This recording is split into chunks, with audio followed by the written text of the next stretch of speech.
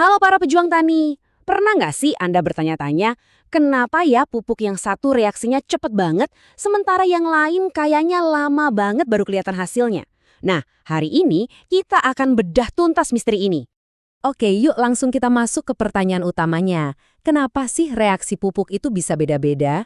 Memahami ini tuh kunci banget loh, karena bisa sangat menentukan sukses atau tidaknya panen Anda. Jadi gini, untuk bisa menjawab pertanyaan tadi, kita harus kenal dulu dua keluarga besar pupuk yang ada. Nah, perbedaannya tuh mendasar banget. Coba bayangin, pupuk alami itu kan asalnya dari batuan atau bahan organik yang strukturnya rumit. Jadi dia itu ibaratnya melepas nutrisinya pelan-pelan. Sebaliknya, pupuk pabrikan kayak urea atau KCl itu pada dasarnya adalah garam kimia. Strukturnya simpel, jadi begitu kena air, langsung larut. Oke, sekarang kita lihat, apa sih pengaruhnya beda cepat larut ini ke tanaman kita? Jadi, kuncinya cuma satu, kelarutan. Gini loh, akar tanaman itu nggak bisa ngunyah butiran pupuk padat. Pupuk itu harus larut dulu di dalam air tanah, baru deh nutrisinya bisa diminum sama akar. Makanya yang cepat larut ya pasti lebih cepat diserap. Simpel kan?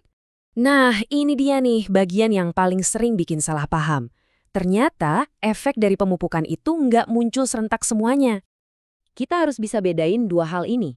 Ada yang namanya efek vegetatif. Ini yang kelihatan di daun, batang, akar, pokoknya yang bikin tanaman kelihatan subur. Ini efeknya cepat.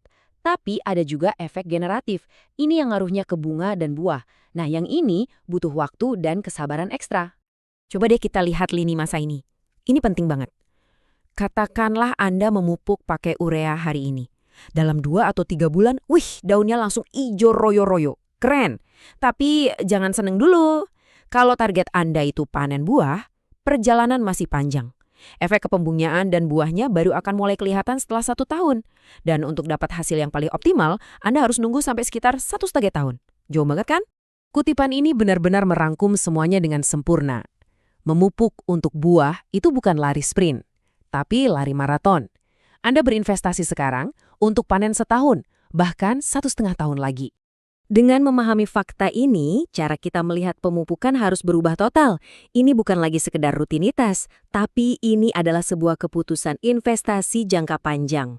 1 sampai 1,5 tahun. Tolong ingat baik-baik angka ini. Inilah jangka waktu investasi Anda di lahan, dari sebutir pupuk sampai menjadi buah di tangan Anda. Inilah yang harus jadi pegangan kita. Sebelum menebar pupuk, berhenti dulu sebentar dan tanyakan pada diri sendiri, tujuan saya apa? Mau bikin daunnya hijau sekarang, atau mau panen buah maksimal tahun depan? Ini krusial, apalagi kalau Anda sewa lahan. Jangan sampai Anda yang keluar modal besar buat pupuk, pas panen raya malah penyewa berikutnya yang menikmati hasilnya. Sakit kan? Jadi sekarang kami tinggalkan Anda dengan pemikiran ini. Dengan bekal pemahaman soal waktu reaksi pupuk ini, strategi apa yang akan Anda rancang ulang, biar setiap butir pupuk yang Anda tebar benar-benar jadi keuntungan maksimal untuk Anda, bukan untuk orang lain?